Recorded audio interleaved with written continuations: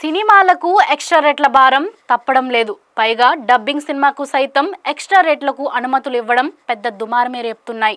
GST భారం తగ్గిందని కేంద్ర రాష్ట్ర ప్రభుత్వాలు ఒకవైపు సంబరాలు చేస్తున్న వేళ కూటమి సర్కార్ తీరు సర్వత్రా విమర్శలకు తావిస్తుందనే చెప్పాలి.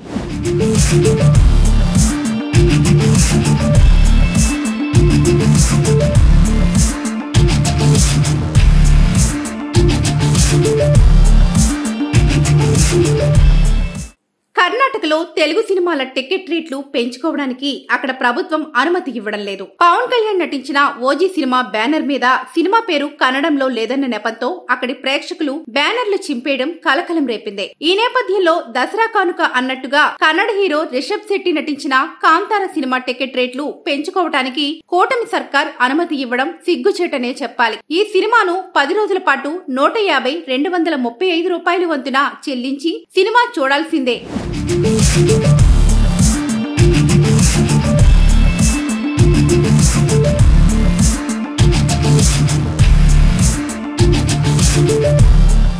ప్రేక్షకులు ఇప్పటికే బాయ్కాట్ కాంతారా అంటూ సోషల్ మీడియా ద్వారా పిలుపు ఇచ్చారు. ఇక ఉప ముఖ్యమంత్రి పవన్ కళ్యాణ్ నటించిన ఓజీ సినిమా ప్రస్తుతం 225, 270 రూపాయల వంతున ఎక్స్ట్రా రేట్లకు చూడాల్సిన పరిస్థితి నెలకొంది. సినిమా టికెట్ రేట్లు పెంచుకోవటానికి ప్రభుత్వమే అనుమతి ఇవ్వడం అంటే బ్లాక్ లో టికెట్లను అమ్ముకోమని చెప్పినట్లుగా ఉందని ప్రేక్షకులు మండిపడుతున్నారు. సామాన్యుడి సగటు వినోదమైన సినిమా టికెట్ రేట్ల పెంపు ప్రేక్షకుల మీద బాదుడే బాదుడు అనే చెప్పాలి. ఇంకా స్నాక్స్ తో కలుపుకుంటే ఒక కుటుంబం సినిమా చూడాలంటే 1500 రూపాయల వరకు ఖర్చవుతోంది. సినిమాల నిర్మాణ వ్యయంలో 70% చిత్ర నటీనటుల పారితోషికాలకే పోతుందని అంటున్నారు.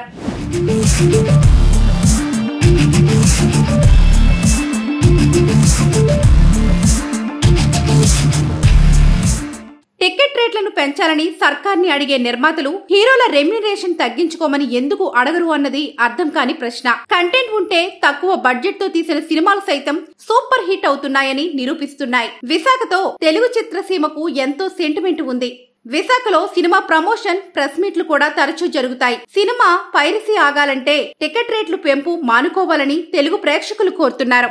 మన తెలుగు చలనచిత్ర సీమ ఒక వ్యాపారాత్మకంగా నడుస్తున్నటువంటి నేపథ్యంలో వ్యాపారం అయినప్పటికీ కూడా కళా దృష్టి కూడా ఉండాలనేది మనం పెద్దలు చెప్పినటువంటి సూచనలు. కానీ ప్రస్తుతం గత సంవత్సరం బట్టి ఈ సినిమాలు, కొత్త సినిమాలు ఏవైతే మనకి భారీ ఎత్తున తయారయ్యి భారీ ఎత్తున ఉత్పత్తి చేసి ప్రపంచవ్యాప్తంగా విడుదల చేసి దాని యొక్క పేరు గడిద్దాం అనేటటువంటి ఉద్దేశంలో కొన్ని కోట్లు ఖర్చు పెట్టి, ప్రజలను ఎవరు అడిగి అన్ని కోట్లు ఖర్చు పెట్టి సినిమా తీయరండి, వాళ్లే ఖర్చు పెట్టేసి తీసేసి అది ప్రజల మీద రుద్దటానికి ప్రయత్నం చేస్తున్నారు. గతంలో కేవలం ఏదో 5 రోజులకి లేకపోతే 3 రోజులకి, వారం రోజులకి సినిమా ధరలు పెంచుకుంటాం, అది కూడా ఎంతో ఒక 10-20 రూపాయలు మాత్రం పెంచుకుంటాం అన్నటువంటి నేపథ్యం ఇప్పుడు 1000 రూపాయల వరకు వెళ్ళిపోతుంది. ఈ మధ్యన ఇటీవల విడుదలైనటువంటి సినిమాలు కూడా ప్రభుత్వం పర్మిషన్ ఇచ్చి అంగీకారం తెలిపి సుమారు 2000-1200 రూపాయలు కూడా అమ్మినటువంటి నేపథ్యం ఉంది. ఇది ఎంతవరకు సమంజసం? మిగతా రాష్ట్రాలు ఎక్కడ జరగటం లేదు, మన రాష్ట్రంలో మాత్రమే జరుగుతుందండి. ఉదాహరణకి ఒక 100 సినిమాలు ఉత్పత్తి చేస్తే అందులో కేవలం 2-3 మాత్రమే ఆడుతున్నాయి, మిగతావన్నీ కూడా వెనక్కి వెళ్ళిపోయేటటువంటి నేపథ్యం ఉంది. వీటన్నిటికీ మించి ఇప్పటికే